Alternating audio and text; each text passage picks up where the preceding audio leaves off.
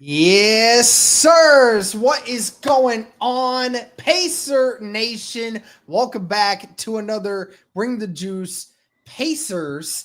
And guys, we have another live stream here recapping game 4 of the Indiana Pacers against the Cleveland Cavaliers.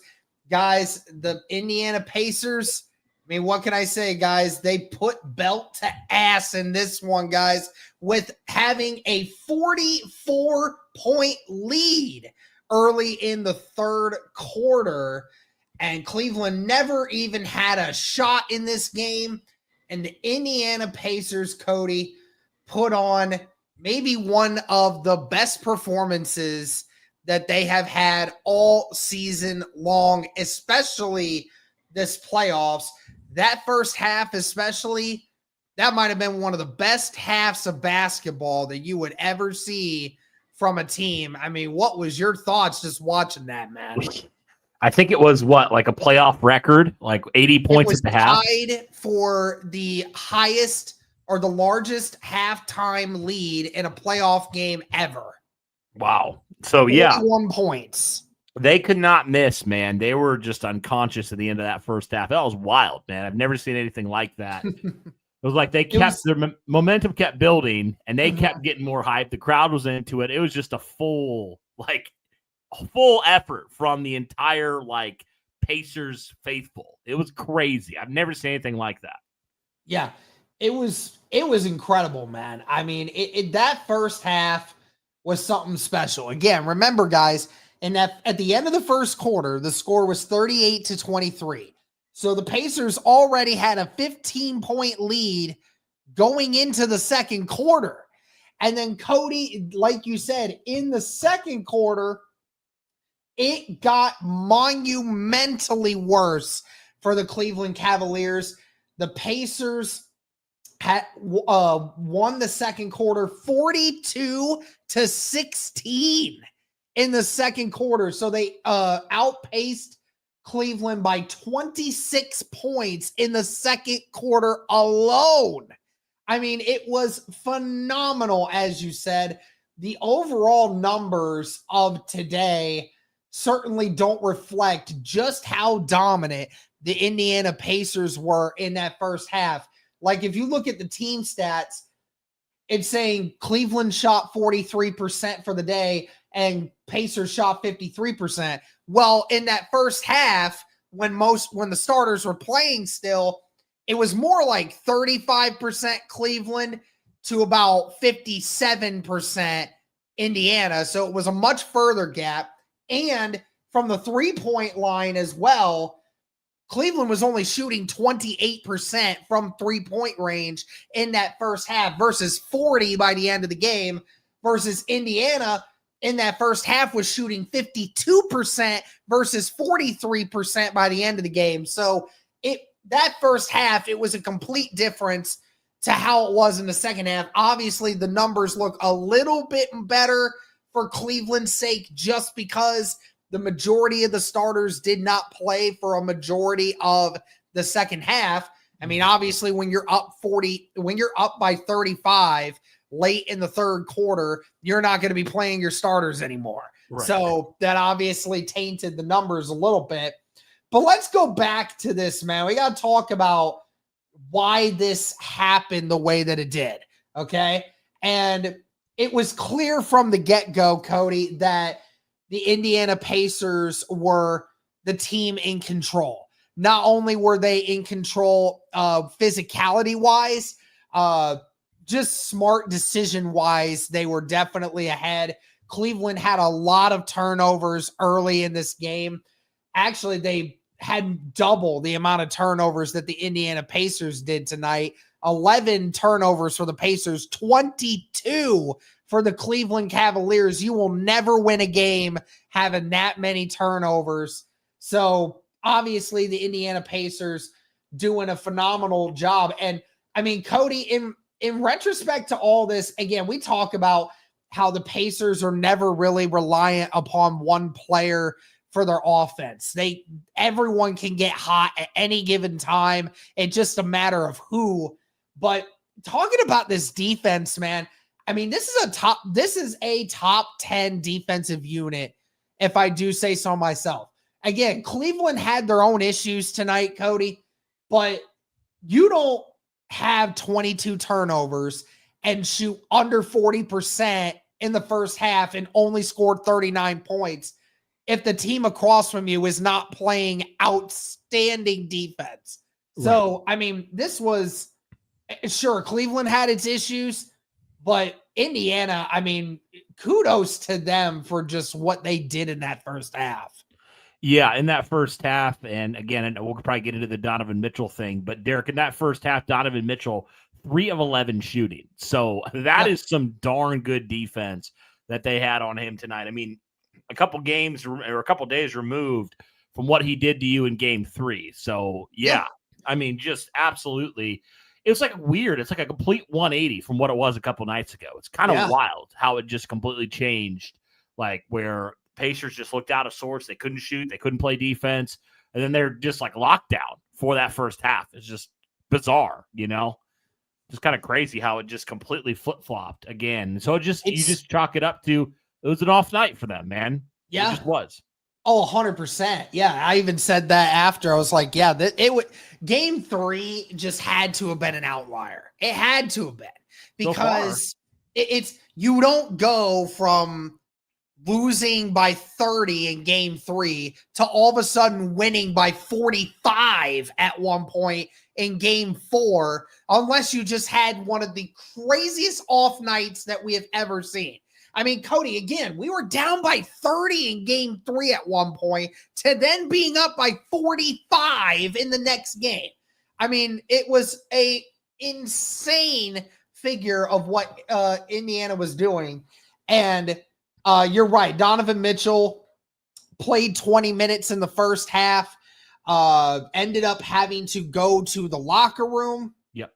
Came out for warm-ups and started having an issue with his ankle. He was doubtful to return in the second half, and he never did return.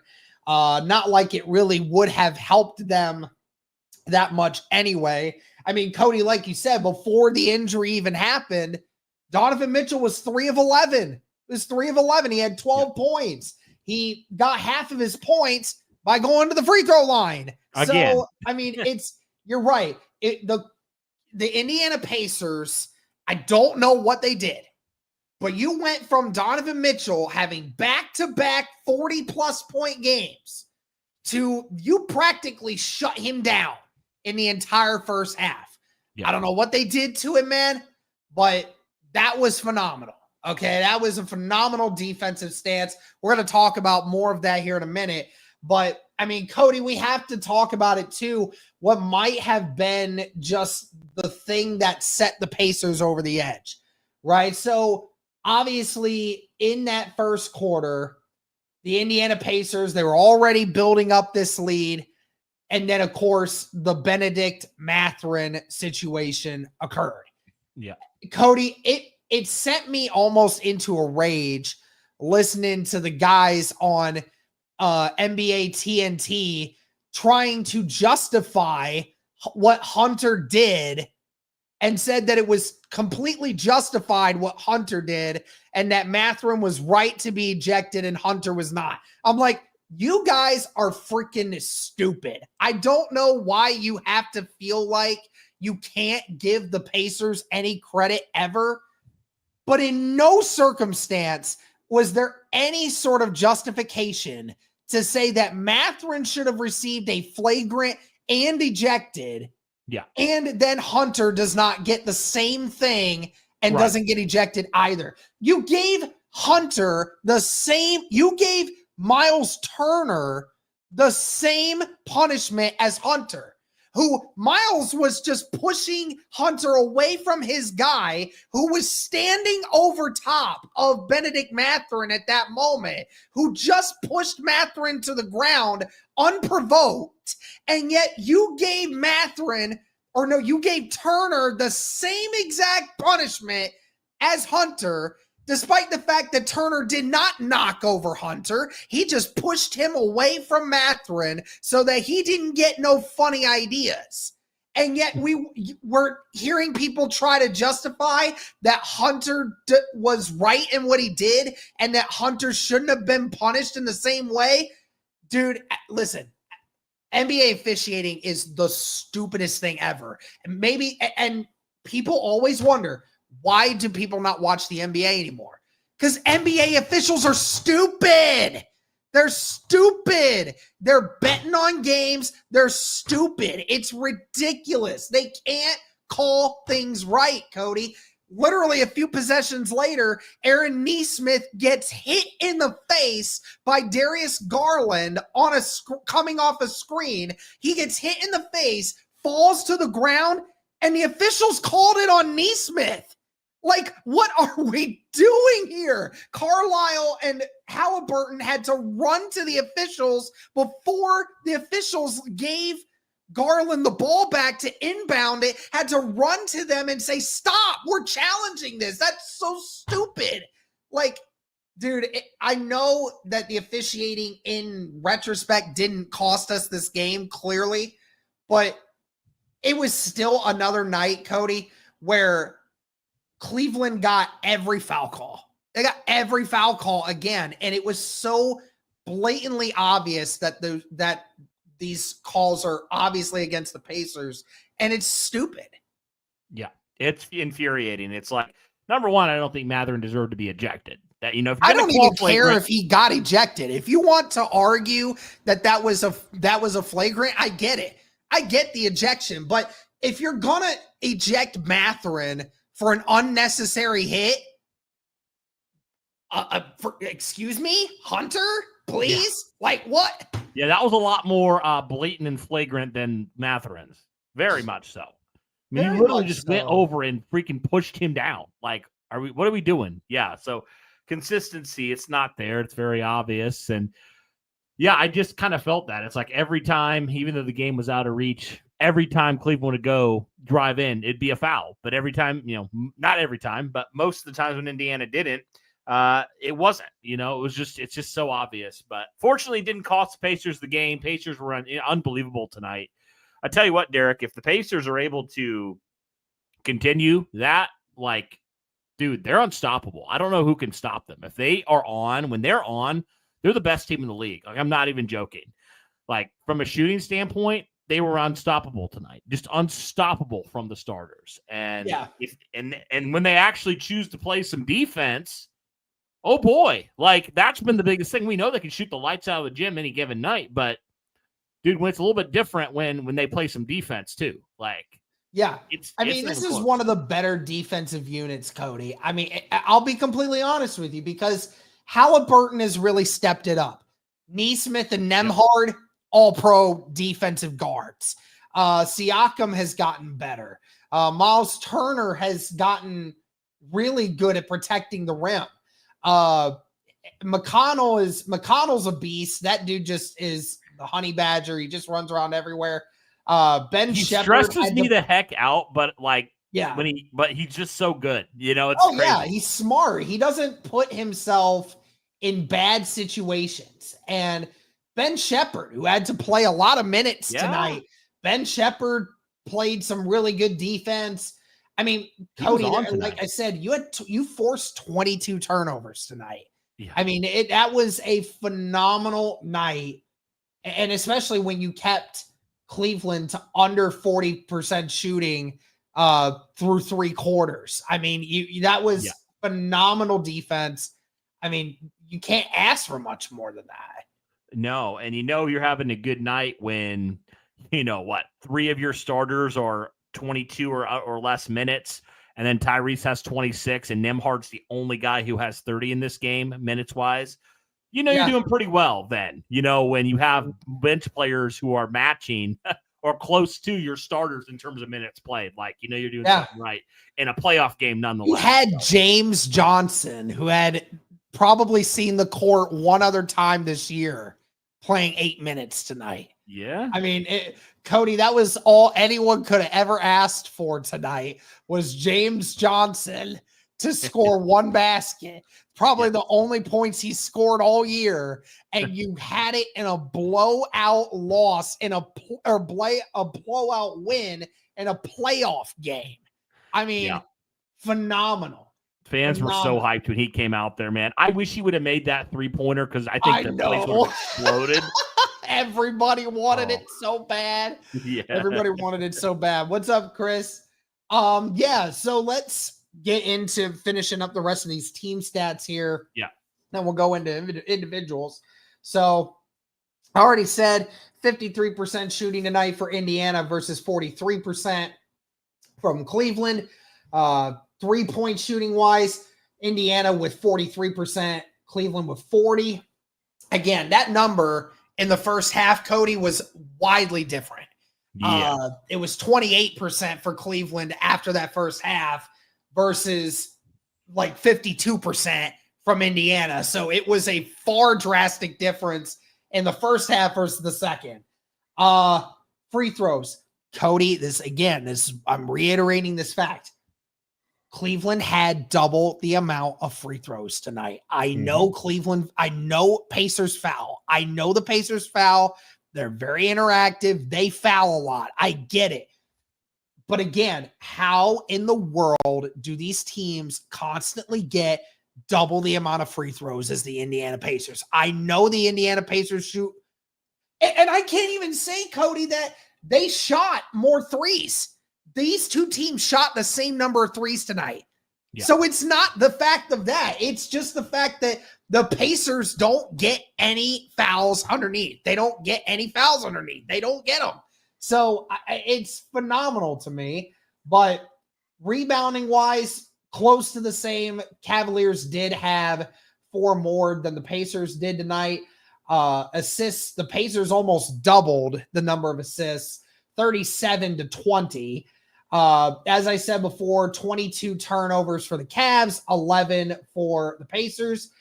And this is the other thing too, Cody, 35 points coming off of those 22 turnovers by Cleveland, which is a phenomenal number. Fast break points, believe it or not, the Cleveland Cavaliers actually had 2 more fast break points tonight than the Pacers did. So that wasn't any part of the game today. Points in the paint, the Indiana Pacers had almost double the points in the paint. Jarrett Allen was just a non-factor in this game, Cody. So, I mean, ultimately, what won this game? The Pacers just controlled the pace. They had better ball movement, and they didn't turn the ball over, and they dominated inside. So it's just the type of things you need in order to win a game big like this, Cody. I would say, like you said it, the stats are very skewed in the second half because of how many backup bench guys were playing in this game. Like if the starters played the entire game, Derek, this would be a completely, like, it would be even like 100 times more skewed than it was in this game. You know, like that second half definitely made it look closer than it was. This wasn't a close game at all, really at all in for the Pacers. I mean, they blew this team out. It was over by halftime. Like we knew that. It was Derek. over. It was over. Like it was over. They were. You and I were talking about it. It's like as long as the Pacers don't give up a 20-point like deficit here, as long as they don't do that, then the Pacers have this.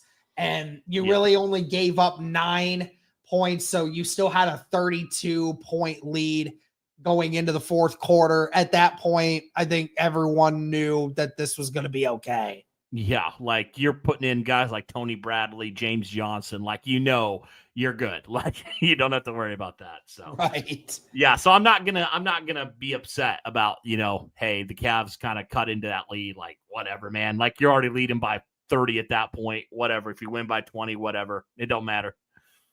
Yep, absolutely.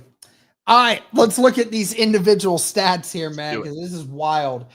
Again, Donovan Mitchell, we mentioned it before, 3 of 11 in the first half, 12 points, 1 rebound, no assists, 1 steal and 1 block, ended up not returning after suffering an ankle injury. Certainly hope that we'll see Donovan Mitchell at some point in the remainder of this series, but that could very well be a very serious situation for Cleveland. And whether or not Donovan Mitchell was going to be available in that second half, Cody, doesn't really matter. Mobley, 10 points tonight on 27 minutes, shot under 50%, only had 5 rebounds and a steal. Jarrett Allen, 2 points on 20 minutes. Jarrett Allen, their big man, a non-factor in this game at all. Darius Garland, 21 points today on 58% shooting, 8 of 8 from the free throw line, had 6 assists tonight. He was by far and away the best player for Cleveland today. He kind of had to be once Donovan Mitchell was not available. Right. Max Strus also 11 points today, shooting under 50%, had 6 rebounds, 3 assists. Max Strus, you are a wuss, dude. Like I saw that fake attempt at trying to get a foul out of the officials when you purposefully ran into Pascal Siakam pretending to go for the ball, and then you flop to the ground trying to act like as if he ran you over. And see, Cody, this is why people say that the NBA players are soft. This is why people don't watch, because these guys are trying to foul bait instead of just being men and just playing the game. Like it's infuriating to watch. And correct me if I'm wrong, because I don't watch the NBA much. I don't keep up with a lot of this stuff. Isn't there a rule now against flopping? Like, isn't there a rule that says it's like a violation or something on players that are seen flopping? Or did they get rid of that rule? Because I'm pretty sure they had that at some point. Yeah, well, I know they did in 2023. They put in a rule about anti-flopping. Yeah, I don't know if they got rid of it or not, but if it's still here, they don't enforce it at all. Yeah, they never enforce it, but I'm like, I could give you a million times per game where that's a clear, obvious point. Yeah. But anyways, so yeah, going off of the starters tonight, I mean, yeah, Cody, I mean, really the only guy that put up any kind of help on offense for your starters, Cody, was Darius Garland. Again, Donovan Mitchell didn't play in the second half, but he was an offensive liability in the first half. And Mobley was an offensive liability. Jarrett Allen was non-existent. And Max Strus was a liability also. And then you had to rely upon some of your bench guys to do stuff. But then, Isaac Okoro, might have been your best player tonight. He had 13 points, 2 rebounds off the bench in 19 minutes. He was the most efficient at shooting. But outside of that, everyone else was just a non-factor tonight for Cleveland. Yeah, I mean, real off-shooting night for them, especially, like we said, their starters. Yeah, nobody really came to play tonight for the Cavaliers. Like Darius Garland was like the only one from the starters that really did anything, in that second half. Like he had that third quarter, he did some pretty good stuff points-wise, but that was about it. Like other than that, not really a whole lot of guys from your starting unit that did anything. And then by the fourth quarter, you're still down by 30, so they don't play really at that point. Yeah, pretty much. Yeah, I mean, that fourth quarter is kind of a wash. It's like backups versus backups at that point.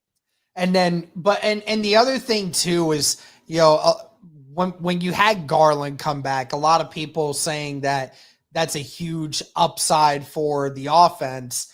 But Cody, I mean, Darius Garland is a insanely bad defensive player.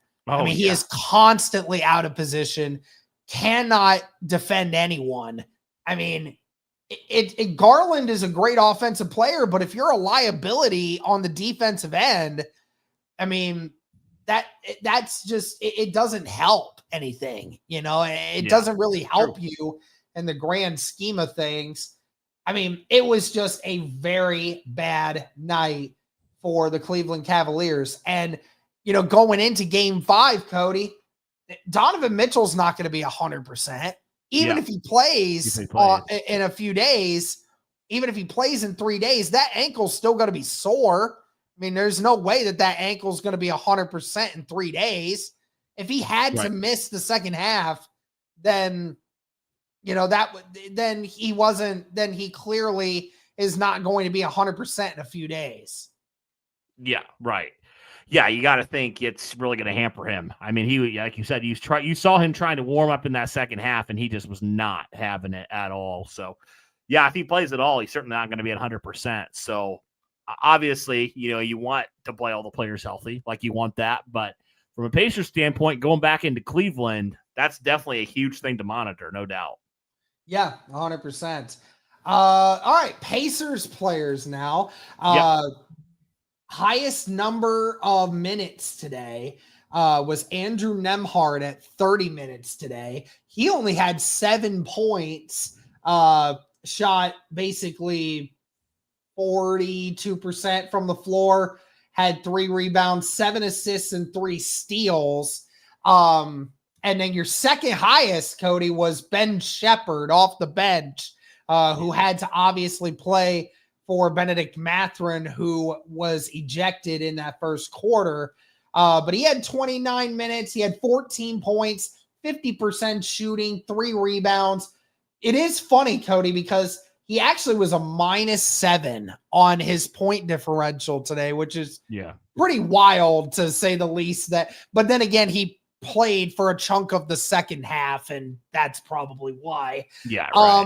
But anyways, the remainder of the starters, everybody played 26 minutes or less tonight, Cody. Halliburton, again, a night he didn't really have to do much. Had 11 points on 37% shooting, and had 5 rebounds, 5 assists. Miles Turner, 22 minutes, had 20 points, 7 of 13, 4 of 4 from the 3-point line, 7 rebounds, 3 assists. I mean, Cody, we saw Miles Turner there in that second quarter. I mean, he was shooting the lights out of the basketball.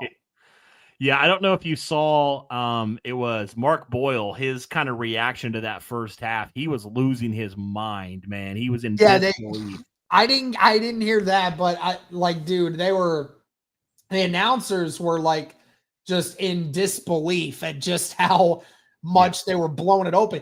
Because at that point they had a 35-point lead at that point. Everyone's like, oh my gosh, what is happening? And then Miles hits back-to-back threes and hits that one from like 28 feet, almost from the logo length. And it just goes in. I'm like, at that moment when he hit that three, I'm like, this is it. This is game. Yeah. I mean, there's just not, the Cavs can't keep up with this. No. I want to play this real quick. Nesmith, 23 minutes, 12 points, 50% shooting, had 1 rebound, 4 assists. I'll tell you who the unsung hero was in that first half, though, Cody, and that was Pascal Siakam. Yes. 21 minutes tonight, 21 points, led the team in points tonight. 9 of 10 from the floor, made his first 5 shots in that game. Missed 1 and then made his remaining 4 shots. 6 rebounds, 3 assists, and a steal. I mean, Cody, Pascal Siakam didn't have to take the game over, but I mean, he definitely took over for a few stretches in that first half that really started opening the game up. Yes, no doubt. He definitely set the tone in the start of this game. I mean, the Pacers just completely started this game out the complete polar opposite of what they did in, the last game in game number 3. So, yeah, Pascal Siakam definitely a part of that. Like you said, just starting off red hot and just never really letting up in this game. I mean, and also only, doing that in only 21 minutes. So, yeah, I mean, they started off strong and they absolutely just dominated. Pascal Siakam, definitely a huge part of that. I definitely want to play this, Derek. I don't know if you've heard it or not from the thing I was just talking about, but it's awesome to hear. I want to hear it. All right. Can you hear it? I cannot.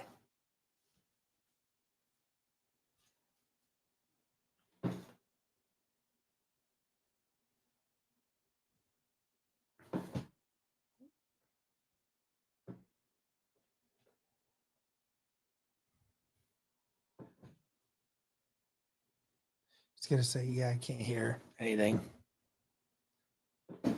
Okay, y'all can't hear it. Hang on 1 second. I will. I'll share this screen. I thought you guys could hear it. Sorry. Okay, I'm gonna share this real quick here. Sure. Okay. Thank you for telling me. Okay, here we go. Share screen. All right, so Eddie Garrison had this. All right. Neesmith way out on the left edge, centers it to Turner, who bounces once and gives it to Halliburton.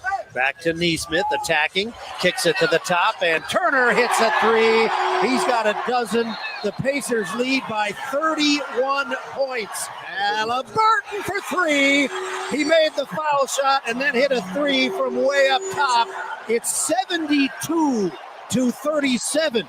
Do not adjust your dial. Halliburton drives, pitches it to the perimeter. Nembhard sends it around to the other side of the floor. Turner has it. 7 seconds to shoot. Neesmith attacking. He got to the baseline. Turner with it. 3 to shoot. 2 to shoot. Oh, my goodness. What is happening here? My. A three from the left side. It's 75-37. Into the forecourt, Neesmith. Turner is feeling it, and why not? Why not? Why not? A three from 2 miles away.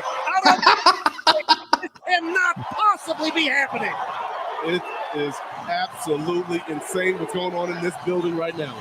A 41-point lead. Pacers have 4 seconds to score one more time. Here comes Neesmith. He'll get it off from the wing, and of course he hit it. Of course he hit it. Empties. Sweet baby. Wow. I love it, man. I was dancing in my living room when we were hitting those shots. I was just fists flying everywhere, dude. I loved it. I was like, I was in a state of shock too. And in all honesty, I'm quite surprised at just how loud Gamebridge was while all this was happening, because like I'm surprised they weren't in more shock than any of the rest of us were. Like they were watching it in real time, watching the Pacers just blow the hell out of the Cavs, and they're like still just getting louder and louder and louder and louder as it got on. Like, I'll tell you what, man, my brother thought he was going to be at this game too. But his friend accidentally bought game 6 tickets. He bought game 6 tickets by mistake. So he was not happy about that, but I could imagine. Still though, wow. Yeah. That's funny. I can't even imagine being at that game. Like I that know. would be and you know, shout out to all the Pacers fans that were there, man. They got loud. They were going nuts. They gave no craps to anyone. And you know, the Pacers needed you. Finish this off. Obi Toppin, great game off the bench. 20 points in 21 minutes, 9 of 14 from the floor, 5 rebounds, 2 assists. Some great defense too from Obi Toppin today. TJ McConnell, 13 points in 18 minutes, 5 of 9 shooting, had 2 rebounds, 8 assists, and a steal. I mean, again, Cody, this says 20 points, but if you were just watch the first 30 minutes of this game, and just watch the first 30 minutes of this game, and then you will see that this game was much further away than what this score will tell you. Yes, it was. No doubt. Like we said, it was pretty much over at halftime. Like they're up by 40 at that point. Like, yeah, like unless something insane happens, which you never know, it was over. No doubt. I mean, this was crazy into that first half, like we just heard. Absolutely. And now, guys, the Indiana Pacers have the 3-1 lead over the Cleveland Cavaliers. And I just want to let y'all know, teams that have gone on to lead the series 3-1 have won 95% of the time in NBA history. I think it's like 280 to like 13 when it comes to series wins at that point. So at this point, the Pacers have a 95% chance of winning this series. You certainly hope that the Indiana Pacers can do it, Cody, in game 5. You don't want to give Cleveland any of a chance to do this, especially if Donovan Mitchell is not going to be 100% in game 5. You don't want to give him more of a chance to be able to recover and have a chance to win in game 6. Because if you let them come back, then that's going to end up being a really interesting game 7. And we certainly don't want to do that. So hopefully the Pacers will take care of business. Hopefully, man. I mean, yeah, you have this prime opportunity. Cleveland's down, not just morally, but also physically. They're down with him being injured here. So, yeah, this is a great opportunity here on Tuesday for the Pacers to close out the series and move on to, we'll see, either Boston or New York, man. Potentially a rematch of the Eastern Conference Finals last year. And, I mean, a lot of people thinking, man, this Indiana team, they have a lot more of a chance this year to beat either of these teams if indeed they are able to close this one out. And it's going to be exciting, man. It's going to be so exciting to see how the rest of this playoffs play out. But Pacers are red hot right now, man. Outside of the very forgettable game on Friday, Pacers are on it, man. They are on it. Yep, absolutely. Well, that's going to do it for this one, guys. Let us know your thoughts. The Pacers dominate in game 4. Can they win the series in game 5? But that'll do it for this one. Thank you guys so much for tuning in. And as always, go Pacers.